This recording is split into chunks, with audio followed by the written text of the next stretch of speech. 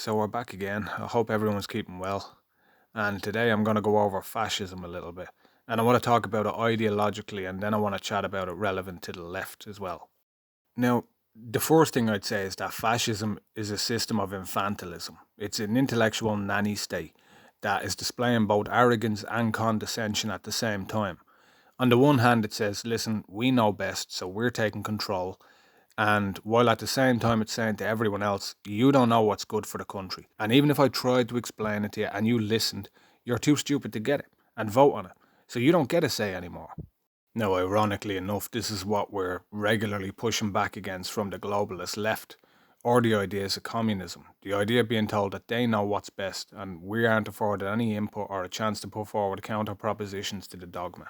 Now, I happen to believe in a mixed economy and interventionism and protectionism, but I don't believe that all suppression of opposition is either moral or productive. I believe we need opposition, not just to avoid the government being an echo chamber, but also to push us to examine our own ideas further, to the point we develop either stronger arguments or we see that we were wrong and change our course.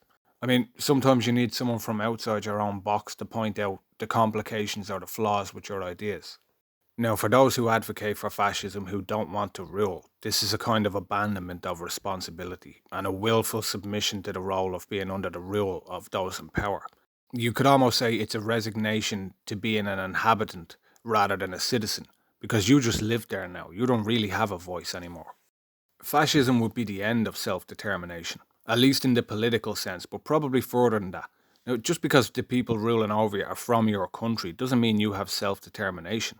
By that logic, living under communism or a king is self determination too, once the people in charge were native to the country.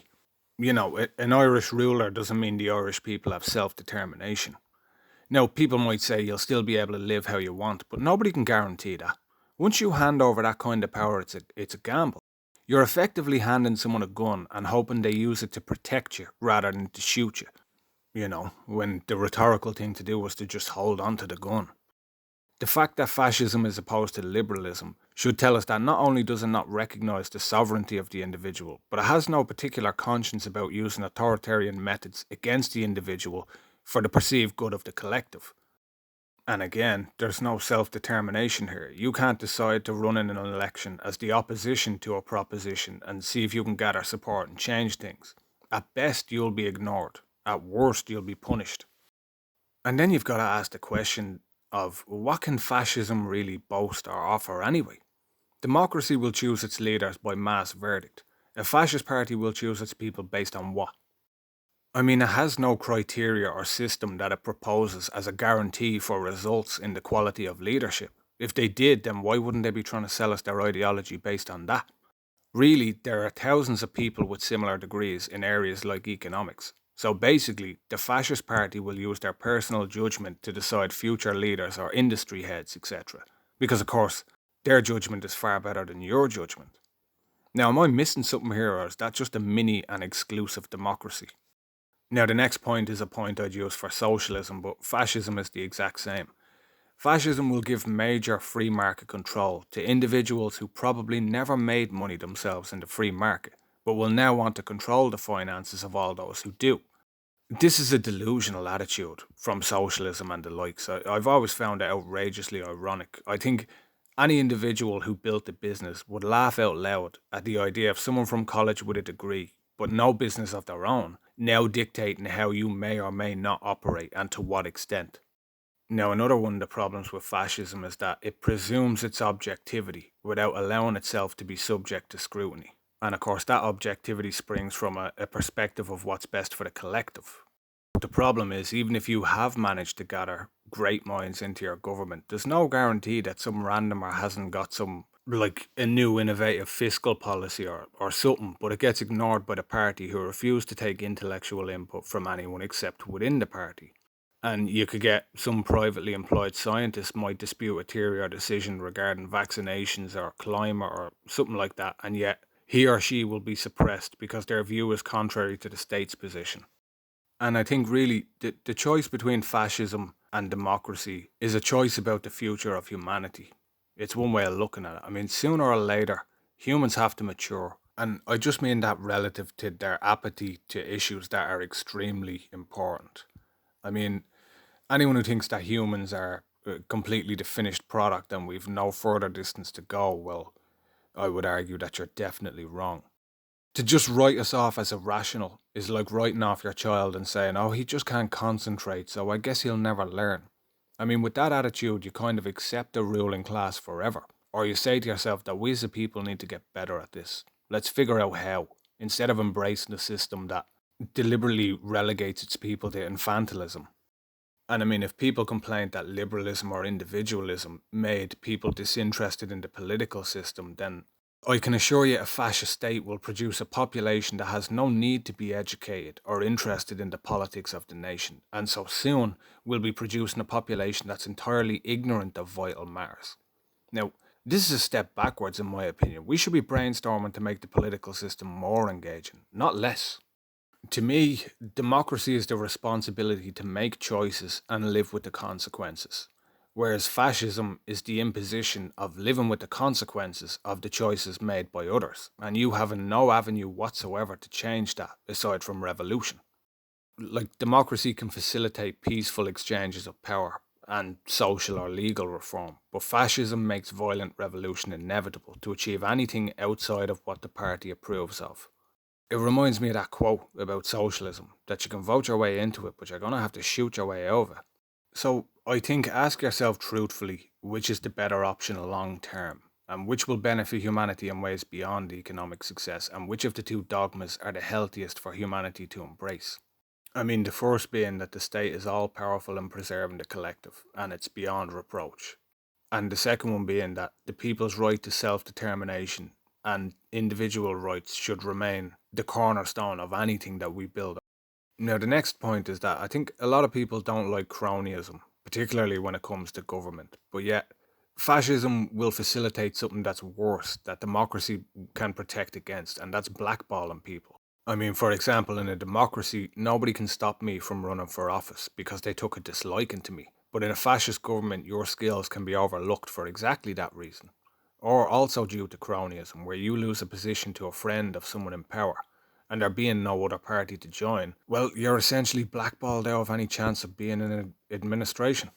Now, I could go on and I could expand on these points more, but I'm trying to keep it relatively short. So I'm going to move on now to basically the fascism of the left, because everything up to now has been kind of an ideological critique, whereas now I want to talk about basically the modern application. Because what the far left use now is cultural fascism. They try to enforce their view of gender, sexuality, racism, etc., through trying to implement a new dogma. And we know that they do this through trying to shame or demonize anyone in opposition, which is, it kind of brings us back to the self regulation of society that I talked about in the video The Age of Deception. And really, the fascism on the left originates in hateful victim mentality narratives like critical race theory. And these are sophistry based narratives that they try to build, which will justify their fascist attitude in what it is that they seek. Like, for example, the narrative that the only reason someone would be against children being subjected to drag queens is because they're just a closet homophobe. And so, because the only resistance is coming from people who are allegedly disreputable, well, then it kind of gives you the right to just march forward and ignore them in a fascist manner. So we can see that these narratives create the us versus them mentality for these groups, with the other being painted always as morally wrong. Hence, it's your duty to actively shame and demonize anyone who won't allow unhindered madness. And I mean, like, these people are so irrational that the only reason it works at all is because they have the media backing the same agenda that they're either knowingly or unknowingly involved in. And the fascist element comes in again with the media suppression of all opposition that makes the narrative feel omnipresent. Now, the people who are most susceptible to this are the youth, and that's why the left will advocate to lower the voting age, to influence democracy through their cultural fascism. So, when it comes to the media fascism that influences democracy, it's clear that it needs to be legislated, maybe to the point of making it a legal requirement to give all recognised parties an equal amount of airtime and attention, aside from the regular reporting on the actions of government. And that's really just a random suggestion to show the kind of direction we can push the media in if we want. And I definitely think we do need to do that with legislation. And another fascist element that the modern left display is the blackballing I talked about. I mean, we've all seen that they will actively try to have people fired or deplatformed to act as a deterrent to anyone else who might think about speaking out. And if you're a speaker and you book a venue, they'll probably try have that cancelled. Really, what they're doing is they try to fuck with people's revenue streams, and this is blatant suppression and intimidation. And even during the last general election, it was seen that they were taking down campaign posters of candidates, which is just, well, it's pretty hypocritical from the people who would try to call themselves the liberals.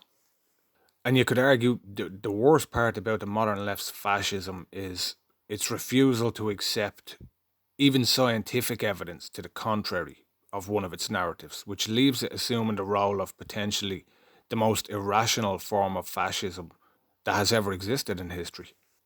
And of course, like other forms of fascism, it will seek to create confirmation bias itself through science. I mean, like Hitler wanted to scientifically prove the superiority of the Germanic race, the leftists try to create science and ideology confirming their narratives, and we see this through the climate emergency science or gender studies, etc., etc. And then economically, it's their perspective of capitalism that leads to their justification of mass immigration. And of course, it serves their dream of a multicultural utopia this'll really highlight their virtue. But apparently, a rise in GDP is God, and all other concerns have to be sacrificed at the altar of economic growth, including your identity, tradition, self determination, and anything else that they feel like is offensive. And we could go on. There's so many examples, but they all really just highlight the same tactic. It's divide and conquer, it's demonize the opposition, it's create organic self regulation in society, and censor anyone saying anything to the contrary. So, although the left call people who disagree with them fascists, it's them, ironically, who are inexorable. It's them who won't budge on an issue no matter how much hard evidence there is. And it's them who deplatform anyone who won't align with them. So people could say what they want, but some things will always be objectively true by the standards and definitions we use. And by that system, it's the left and their agenda that personify fascism in Western society today. And I believe this is not a fight fire with fire situation, but a throw a bucket of cold water on its situation. Because the modern left are waking more people every week with their insane agendas like the further sex education or the way they call everyone a Nazi and trying to ram their worldview and indoctrination down everyone's throat. The more they use ad hominem and the less they use the appeal to emotion, the more people wake up. People are waking up too fast for them. This makes our enemy feel like they need to speed things up to maintain control. That struggle to maintain control is in itself evident of something more sinister that's lurking. To an extent, they're revealing themselves more and more, and it's a mistake. Now, we should just keep doing what we were doing and draw as much attention to all that as possible. And just as a final thought, I'd say this: fascism has no place in a country where people spent hundreds of years fighting for the right to be free. As much as multiculturalism is spitting on the graves of our patriots, fascism in Ireland is no different. And I'm going to leave it at that for now anyway. So, slán agus tógabugé.